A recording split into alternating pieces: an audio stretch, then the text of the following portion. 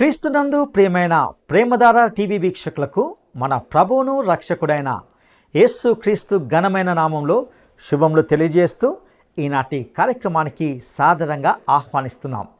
నేటి పాఠంలో మనము లేవియా కాండము 12వ అధ్యాయాన్ని ధ్యానించుకోబోతున్నాం.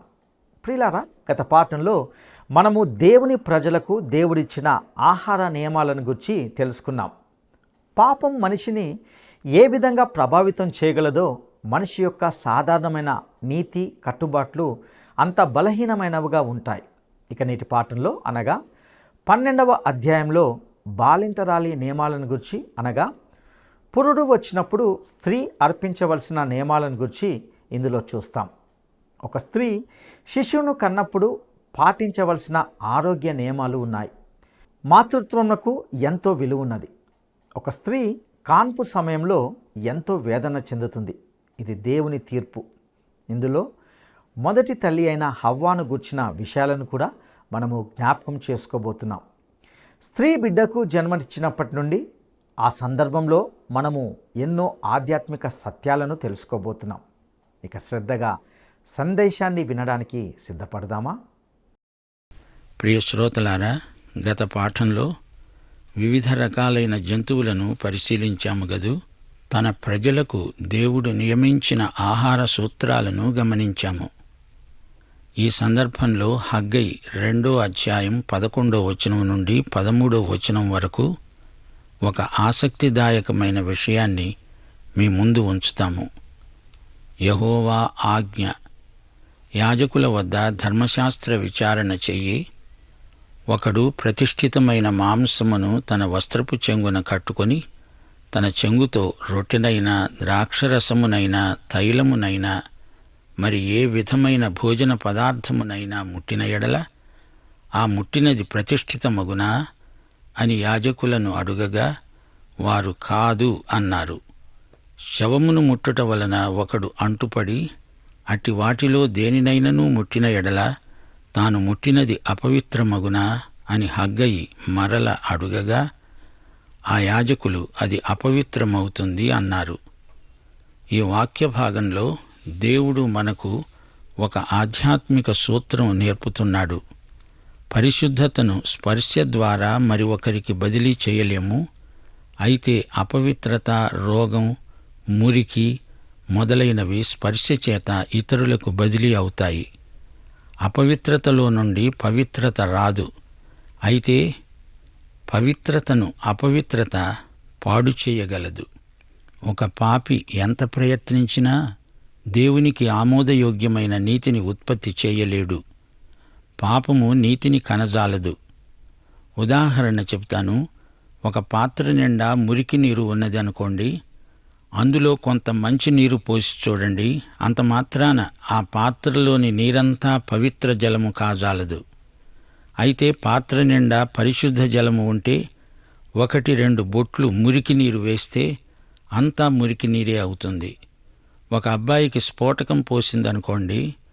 ఆరోగ్యవంతుడైన మరో అబ్బాయి వచ్చి ఈ స్ఫోటకపు రోగిని ముట్టినంత మాత్రాన ఇతనికి రోగం పోదు, ఆరోగ్యం రాదు. అయితే ఈ మంచి అబ్బాయికి స్ఫోటకం వచ్చి తీరుతుంది. విశ్వాసి పాపంతో చెర్లాటలాడకూడదు. అపవిత్రమైన దాన్ని ముట్టకూడదు. జాగ్రత్తగా ఉండాలి. పాపుల సమాజంలోకి వెళ్ళి అక్కడే తిష్టవేసు కూర్చొని సువార్త ప్రకటిస్తానంటావా? త్వరలోనే నిన్ను గూర్చిన దుర్వార్త మాకు వినపడుతుంది. యూదా 23వ వచనం ఒక్కసారి వినండి. అగ్నిలో నుండి లాగినట్లు కొందరిని రక్షించండి. శరీర సంబంధమైన వారి అపవిత్ర ప్రవర్తనకు ఏమాత్రమూ ఒప్పుకొనక దానిని అసహ్యించుకుంటూ భయముతో కొందరిని కరుణించండి. సోదరుడా, సోదరి, పాపంతో ఆటలాడుకోవద్దు. పాపం ఒక అంటు జాడ్యం. ఇశ్రాయేలీయుడు ఎవడైనా దారిన నడుస్తూ ఉండగా అక్కడే ఒక చచ్చిన కుక్క లేక చచ్చిన మృగం గాని కనిపిస్తే ఏం చెయ్యాలి? అతడు ఆ శవాన్ని ముట్టకూడదు. దాని ఎముకను తాకకూడదు. దాని చర్మాన్ని తీసుకోకూడదు. అలా ముట్టితే అతడు అపవిత్రుడవుతాడు. రోజంతా అపవిత్రత పోదు. మైలపడకూడదు. పవిత్రతను కాపాడుకోవాలి. కొంచెం వంటగదిలోకి రండి. ఒక బొద్దింక వచ్చి నీవు వండుతున్న కూరలో పడిందనుకో, అది మట్టి పాత్ర అయితే దాన్ని పగలగొట్టాలి. అందులో ఉన్న కూరను బయట పారవేయాలి. అది లోహ పాత్ర అయితే దాన్ని రోజంతా నీళ్లలో నానబెట్టాలి. ఇదంతా మనకు ఏమి బోధిస్తుంది? ఇవి పరిశుద్ధతలో ప్రాథమిక పాఠాలు. మోషే ధర్మశాస్త్రం ప్రకారం పరిశుద్ధత అనగా పరిశుభ్రత కూడా. సోదరీ సోదరులారా, మన ప్రభు అయిన యేసుక్రీస్తు జీవజల నిధి. ఆయన ఒక మహాపవిత్ర నదీ ప్రవాహం లాంటివాడు. ఆయనలో అపవిత్రమైనది ఏది పడినా ఆ పడినదే పవిత్రమవుతుంది. యోహాను సువార్త 4వ అధ్యాయం 14వ వచనం, యోహాను సువార్త 7వ అధ్యాయం 37, 38 వచనాలు. యేసు అన్నాడు, నేను ఇచ్చే నీళ్లు త్రాగేవాడు ఎప్పుడూ దప్పిగొనడు. నేను వానికిచ్చే నీళ్లు నిత్యజీవమునకై వానిలో ఊరెడి నీటి బుగ్గగా ఉంటాయి. ఎవడైనను దప్పిగొనిన ఎడల నా యొద్దకు వచ్చి దప్పి తీర్చుకోవాలి. నా యందు విశ్వాసముంచేవాడెవడో వాని కడుపులో నుండి లేఖనము చెప్పినట్లు జీవజల నదులు పారతాయి. ఇప్పుడు వంటగదిలో నుండి పంట చేనులోనికి రండి. ఎండిన విత్తనం అపవిత్రం కాదు. అది తడి విత్తనమైతే అపవిత్రత దాని లోపలికి వెళ్ళిపోతుంది.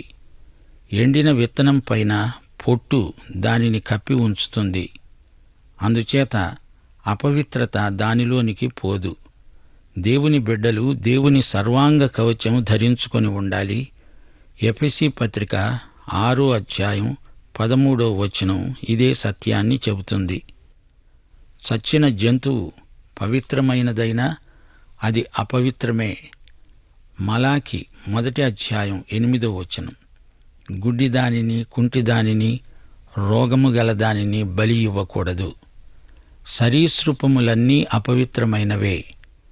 ఏదెను తోటలో కడుపుతో పాకే పాము శాపగ్రస్తమైంది. ఈ విధంగా దేవుడు తన ప్రజలకు ఆరోగ్య సూత్రాలు నేర్పాడు. ఏది పవిత్రమో ఏది అపవిత్రమో దేవుని బిడ్డలు తెలుసుకొని ఉండాలి. ఇప్పుడు లేవియకాండం 12వ అధ్యాయం మీరు వినబోతున్నారు. ఈ అధ్యాయంలో బాలింతరాలిని గురించిన నియమాలున్నాయి. పురుడు వచ్చినప్పుడు స్త్రీ అర్పించవలసిన బలులు పేర్కొనబడ్డాయి. పాపం అనేది 2 విధాలుగా పనిచేస్తుంది. ఒకటి బహిర్గతం, రెండోది అంతర్గతం. మనము పుట్టుక చేత పాపులం. ఇది అంతర్గతం. పాపక్రియలు చేస్తాము, ఇది బహిర్గతం. ఒక స్త్రీ శిశువును కన్నప్పుడు పాటించవలసిన నియమాలున్నాయి. పుట్టుక చేత పాపం మానవునికి వారసత్వంగా సంక్రమిస్తుంది. ఒక బిడ్డ పుట్టినప్పుడు ఆ బిడ్డ పాపి. దావీదు మహారాజు 51వ కీర్తన 5వ వచనంలో అన్నాడు, నేను పాపములో పుట్టినవాడను, పాపములోనే నా తల్లి నన్ను గర్భమున ధరించింది. అనగా నేను తల్లి గర్భములో ఉండగానే పాపిని. 11వ అధ్యాయంలో ఆహారాన్ని గురించిన నియమాలు చెప్పబడ్డాయి. ఈ అధ్యాయంలో శిశుప్రసూతిని గురించి చెప్పబడింది. యేసు ప్రభు మనకు పరమవైద్యుడు. మా ప్రియ శ్రోతలకు ఈ విషయంలో ప్రాముఖ్యమైన సత్యం ఒకటి చెప్పగోరుతాము. క్రీస్తును ఎరుగని వారు ఏవేవో ఆచారాలు పాటిస్తారు. బిడ్డ పుట్టగానే 10 రోజులు పురుడు అంటారు. దానినే జాతాశౌచము అని కూడా వ్యవహరిస్తారు. యూదులలో కానీ క్రైస్తవులలో కానీ మాతృత్వానికి ఎంతో విలువ ఉంది. అయితే స్త్రీ కన్నప్పుడు పాటించవలసిన ఆరోగ్య నియమాలు ఎన్నో ఉన్నాయి. ప్రాతిపదికంగా దేవుడు నేర్పే సత్యం ఇదే. మనమంతా పాపములో జన్మించాము. మానవుడు కేవలము పాపి. ఇది దేవుని మాట. రోమాపత్రిక 5వ అధ్యాయం 12వ వచనం. ఒక మనుష్యుని ద్వారా పాపమును, పాపము ద్వారా మరణమును లోకములో ఎలా ప్రవేశించాయో అలాగే మనుష్యులందరూ పాపము చేసినందున మరణము అందరికీ సంప్రాప్తమైంది. అప్పుడే పుట్టిన శిశువు అమాయకుడు అంటాము. నిజమే, కాని ఆ బిడ్డలో జన్మ పాపం ఉన్నది. ఆ తల్లి ఈ లోకములోకి ఒక పాపిని ప్రవేశపెట్టింది. ఆ బిడ్డను కన్న తల్లి పాపి, తండ్రి కూడా పాపి. సృష్టిలో ప్రథమ స్త్రీ హవ్వ. ఆమె పాపం చేసింది. అందుచేత స్త్రీత్వం మీద పాపం నిలిచి ఉంది. స్త్రీ కన్న ప్రతి బిడ్డ పాపి అని గ్రహించాలి.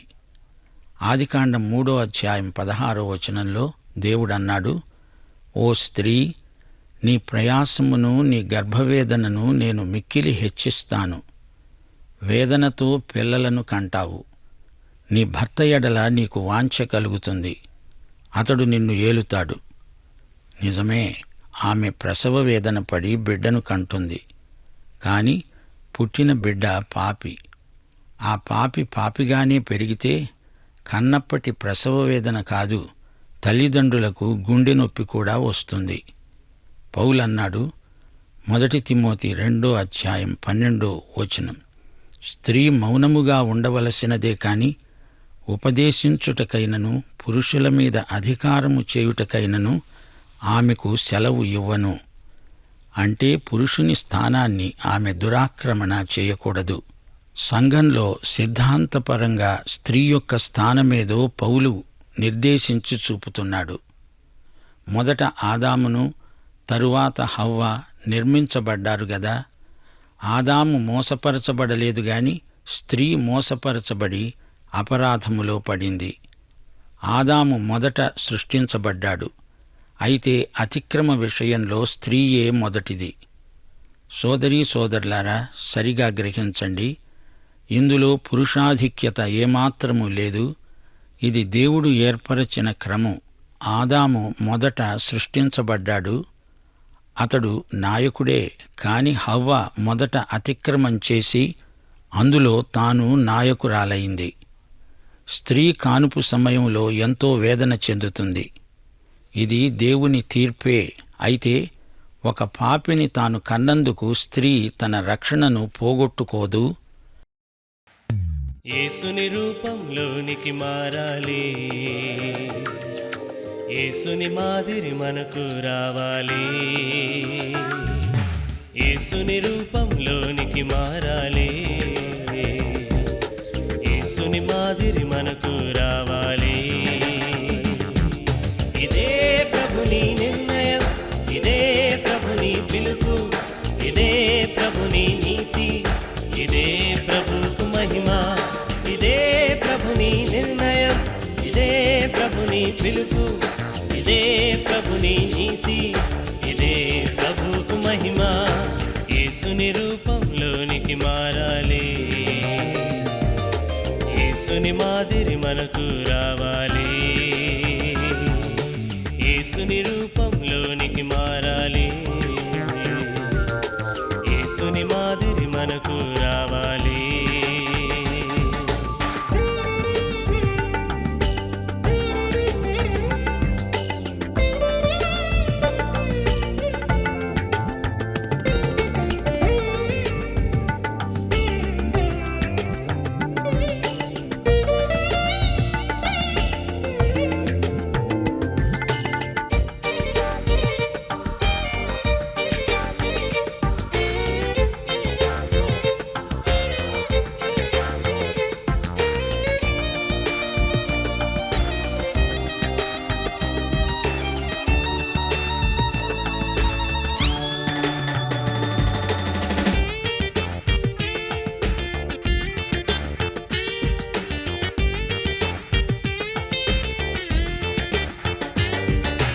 యేసుతో నడవాలి, యేసు ప్రేమను చాటాలి, యేసు త్యాగము చూపాలి, యేసు సహనము చాటాలి.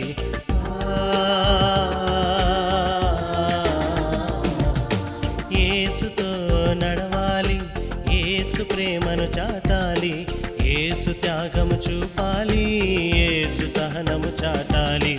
యేసే లోక రక్షణని జనులందరికీ చాటించు, యేసే లోక రక్షణని జనులందరికీ చాటించు, అన్యజనులందరికీ చాటించు. ఇదే ప్రభుని నిర్ణయం, ఇదే ప్రభుని పిలుపు, ఇదే ప్రభుని నీతి, ఇదే ప్రభుకు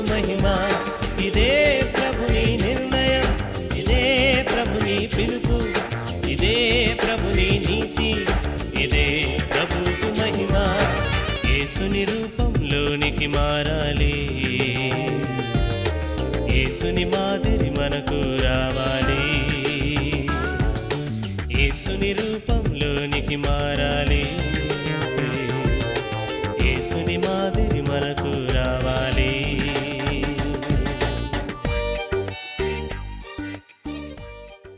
1 తిమోతి 2:15 వారు స్వస్థబుద్ధి కలిగి విశ్వాస, ప్రేమ, పరిశుద్ధతలయందు నిలకడగా ఉండిన ఎడల శిశుప్రసూతి ద్వారా ఆమె రక్షించబడుతుంది. అంటే అర్థమేమిటి?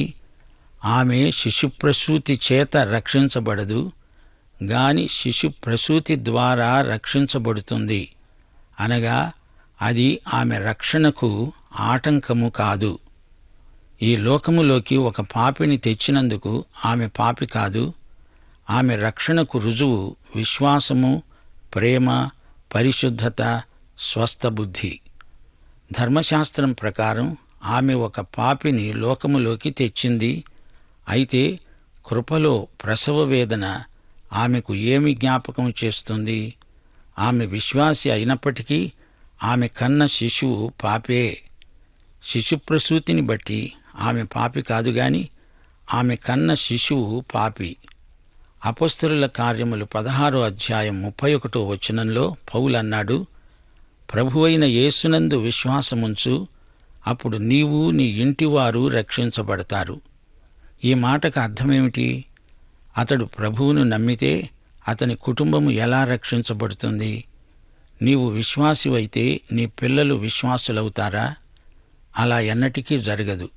ఇంటివారు కూడా విశ్వాసముంచితేనే రక్షించబడతారు. తల్లిదండ్రులు విశ్వాసులైనంత మాత్రాన పిల్లలు విశ్వాసులు కారు. ఇప్పుడు మరొక ప్రశ్న ఎదురవుతుంది. ఒక శిశువు పుట్టి చనిపోయాడనుకోండి, అతడు నరకంలో పడిపోయాడా? కాదు. జాగ్రత్తగా వినండి. ఆదామునందు అందరూ మృతులే గనుక ఆ శిశువు చనిపోవడం జరిగింది. మత్తయి సువార్త 18:10 ప్రభువు అన్నాడు, ఈ చిన్నవారిలో ఒకనినైనా తృణీకరించకుండా చూచుకోండి. వీరి దూతలు పరలోకమందున్న నా తండ్రి ముఖమును ఎల్లప్పుడూ పరలోకమందు చూస్తూ ఉంటారు. ఇక్కడ దూతలు అనే మాటను మీరెలా గ్రహిస్తున్నారు? ఈ మాటకు అర్థం ఆత్మలు. చిన్న బిడ్డలు చనిపోతే వారి ఆత్మలు ఎల్లప్పుడూ దేవుని ముఖాన్ని చూస్తూ ఉంటాయి. చిన్న బిడ్డ చనిపోతే బిడ్డ ఆత్మ తండ్రి వద్దకు వెళ్ళిపోయి ఆయనతో సదాకాలము ఉంటుంది. ఎందుకని? యేసుక్రీస్తు పాపులందరి కోసం చనిపోయాడు. అయితే ఆ శిశువు ఏమీ గ్రహించలేదు. గ్రహించే వయస్సు కాదది. ఆ శిశువు చనిపోయినప్పుడు ప్రభువు దగ్గరికి వెళ్ళిపోతాడు. చిన్న పిల్లలను గురించిన ఈ అద్భుతమైన ఏర్పాటు మా శ్రోతలు గ్రహించాలి. ఇప్పుడు లేవియకాండం 12 క్లుప్తంగా వినండి. ఒక స్త్రీ గర్భవతి అయి మగపిల్లను కంటే ఆమె 7 రోజులు పురిటాలై ఉండాలి. ఆమె తాను ముట్టై కడగా ఉంటే దినముల లెక్కను బట్టి పురిటాలై ఉండాలి. 8వ రోజున బిడ్డకు సున్నతి చేయించాలి. ఆమె తన రక్తశుద్ధి కోసం 33 దినములుండి తన రక్తశుద్ధి దినములు సంపూర్ణమయ్యే వరకు ఆమె పరిశుద్ధమైన దేనిని ముట్టకూడదు, పరిశుద్ధ స్థలములో ప్రవేశింపకూడదు. ఆమె ఆడపిల్లను కంటే తాను కడగా ఉన్నప్పటి వలె 2 వారాల పురిటాలై ఉండాలి. ఆమె తన రక్తశుద్ధి కోసం 66 దినములు కడగా ఉండాలి. కుమారుని కోసమే గాని కుమార్తె కోసమే గాని ఆమె శుద్ధి దినములు సంపూర్తి అయిన తరువాత ఆమె దహన బలిగా 1 ఏడాది గొర్రెపిల్లను, పాప పరిహారార్థ బలిగా 1 పావురపు పిల్లను గాని తెల్ల గువ్వను కాని ప్రత్యక్షపు గుడారము యొక్క ద్వారమునకు యాజకుని వద్దకు తీసుకొని రావాలి. అతడు యెహోవా సన్నిధిలో దానిని అర్పించి ఆమె నిమిత్తము ప్రాయశ్చిత్తము చేయగా ఆమె తన రక్తస్రావ విషయమై పవిత్రపరచబడుతుంది. ఇది మగ శిశువును గాని ఆడ శిశువును గాని కన్న స్త్రీని గురించిన విధి. ఆమె గొర్రెపిల్లను తేజాలని ఎడల ఆమె 2 తెల్ల గువ్వలనైనా 2 పావురపు పిల్లలనైనా దహన బలిగా ఒకదానిని, పాప పరిహారార్థ బలిగా ఒకదానిని తీసుకొని రావాలి. యాజకుడు ఆమె నిమిత్తం ప్రాయశ్చిత్తము చేయగా ఆమెకు పవిత్రత కలుగుతుంది. తల్లి అపవిత్రురాలు. ఎందుకనగా ఆమె కన్న శిశువు ఒక పాపి. హవ్వ మొదటిసారి గర్భము ధరించి శిశువును కని అతడే రక్షకుడు అనుకున్నది. కాని అతడు కయీను. హవ్వ కన్నది పరిశుద్ధుణ్ణి కాదు, పాపిని. కయీను మొదటి హంతకుడు. ఈ అశుచి ప్రతి తల్లికి హవ్వను జ్ఞాపకం చేస్తుంది. హవ్వ ఎలా కన్నదో ప్రతి స్త్రీ అలాగే కంటుంది. పుట్టిన ప్రతి మనిషి పాపి. ఆమె అపవిత్రత కాలం 2 విభాగాలు. మొదట 7 రోజులు, 8వ రోజున మగపిల్లవానికి సున్నతి చేస్తారు. ఈ సున్నతి అబ్రాహాముకు ఆజ్ఞాపించబడిన నైతిక నిబంధన. మాతృత్వమందు మనము గ్రహించవలసిన సత్యమిదే. ఒక స్త్రీ కన్నది అంటే లోకంలోని పాపుల సంఖ్యకు మరి ఒకడు చేరాడు అని అర్థం. తల్లిదండ్రులు పిల్లలను అలాగే గాలికి వదిలేస్తే వారు భయంకరమైన పాపులుగా తయారై బరితెగిపోతారు. శిశువు పుట్టగానే అతడు దేవుని నిబంధనకు చెందినవాడు కాడు, అతడు సున్నతి పొందాలి. ప్రతి ఇశ్రాయేలీయుడు మొదట ఆదాము కుమారుడు. అతడు దేవుని నిబంధనకు బయటివాడే. రోమాపత్రిక 9వ అధ్యాయం 6-7 వచనాలు. ఇశ్రాయేలు సంబంధులందరూ ఇశ్రాయేలీయులు కారు. అబ్రహాము సంతానమైనంత మాత్రము చేత అందరూ పిల్లలు కారు. సహజమైన పుట్టుక ఎవరినీ దేవుని నిబంధన సంబంధములోకి తేజాలదు. సహజ జన్మం మానవుణ్ణి దేవుని నుండి విడదీస్తుంది. దేవుడు మనకేమీ అచ్చి ఉండలేదు. కేవలము కృపచేతనే దేవుడు మనకు తన కుమారుణ్ణి అనుగ్రహించాడు. ఇక పురిటి స్త్రీకి 33 రోజుల పాటు అపవిత్రత ఉంటుంది. మొత్తం 40 రోజులు. సున్నతి సంస్కారం పవిత్రీకరణకు సూచన. మత్తయి సువార్త 19వ అధ్యాయం 14వ వచనంలో యేసు ప్రభు అన్నాడు, చిన్న పిల్లలను ఆటంకపరచక నా వద్దకు రానియండి. 8వ రోజున మగ శిశువు సున్నతి తల్లి యొక్క అపవిత్రతను తొలగిస్తుంది. 33 రోజులు ఆమె అపవిత్రతలో ఉంటుంది. 40వ రోజున ఆమె పవిత్రురాలవుతుంది. యేసు ప్రభు పుట్టినప్పుడు 8వ రోజున ఆయనకు సున్నతి చేశారు. మరియ పవిత్రీకరణ కాలం ముగిసినప్పుడు యేసు శిశువును దేవాలయానికి తెచ్చింది. లూకాసు వార్త 2వ అధ్యాయం 21వ వచనం నుండి 23వ వచనం వరకు. ప్రభువు ధర్మశాస్త్రమునందు చెప్పబడినట్లు గువ్వల జతనైన 2 పావురపు పిల్లలనైనా బలిగా సమర్పించడానికి వారు యేసును యెరూషలేమునకు తీసుకొని వెళ్ళారు. గమనించాలి, మరియ అందరిలాగే తానూ ఒక పాపే. అయితే ఆమె కన్న శిశువు పాపరహితుడు. యేసు పుట్టుక ఆమెను రక్షించలేదు, కాని తాను స్వయంగా యేసును తన స్వకీయ రక్షకుడుగా నమ్మి నూతన జన్మ పొందినప్పుడు మాత్రమే ఆమె రక్షించబడింది. మోషే ధర్మశాస్త్రం నెరవేర్చబడడానికి యేసుకు సున్నతి చేయబడింది. యేసు ధర్మశాస్త్రాన్ని కొట్టివేయలేదు, దానిని నెరవేర్చాడు. ధర్మశాస్త్రము నుండి మనలను విడుదల చేయడానికి తాను ధర్మశాస్త్రానికి లోబడిన వాడయ్యాడు. యేసు తనను తాను తన ప్రజలతో సంయుక్తపరుచుకున్నాడు. ఆడపిల్ల గనక పుడితే పవిత్రీకరణకు రెట్టింపు కాలం పడుతుంది. ఆమె రక్తశుద్ధి కోసం 66 దినాలు కడగా ఉంటుంది. మగ శిశువు అయితే 33 దినాలు. అయితే గలతీ పత్రిక 3వ అధ్యాయం 27వ వచనం నుండి 29వ వచనం వరకు వినండి. క్రీస్తులోనికి బాప్తిస్మము పొందిన మీరందరూ క్రీస్తును ధరించుకొని ఉన్నారు.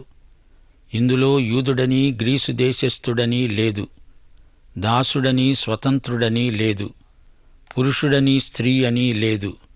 యేసుక్రీస్తునందు మీరందరూ ఏకముగా ఉన్నారు. మీరు క్రీస్తు సంబంధులైతే ఆ పక్షమందు అబ్రహాము యొక్క సంతానమై ఉండి వాగ్దాన ప్రకారం వారసులై ఉన్నారు. తల్లి దహన బలి అర్పిస్తుంది, పాప పరిహారార్థ బలి కూడా అర్పిస్తుంది. అనగా యాజకుడే ఆమె పక్షాన అర్పిస్తాడు. ఆమె బిడ్డను కన్నందువలన రక్షించబడదు. ఆమెకు బలి అర్పించవలసిన అగత్యముంది. యేసు ప్రభువు పుట్టినప్పుడు మరియ 2 గువ్వలను అర్పణగా తెచ్చింది. అనగా తాను పాపినని తన పక్షాన బలిగా 2 గువ్వలను తెచ్చింది. అయితే యేసుక్రీస్తు పక్షాన బలులు అక్కరలేదు. యేసుక్రీస్తు తానే లోకపాపానికి గాను అర్పించబడిన బలి. ఆయన దేవుని గొర్రెపిల్ల. లోకములో పుట్టిన వారందరూ పాపులే. అందరికీ క్రీస్తునందు రక్షించే కృప కావాలి.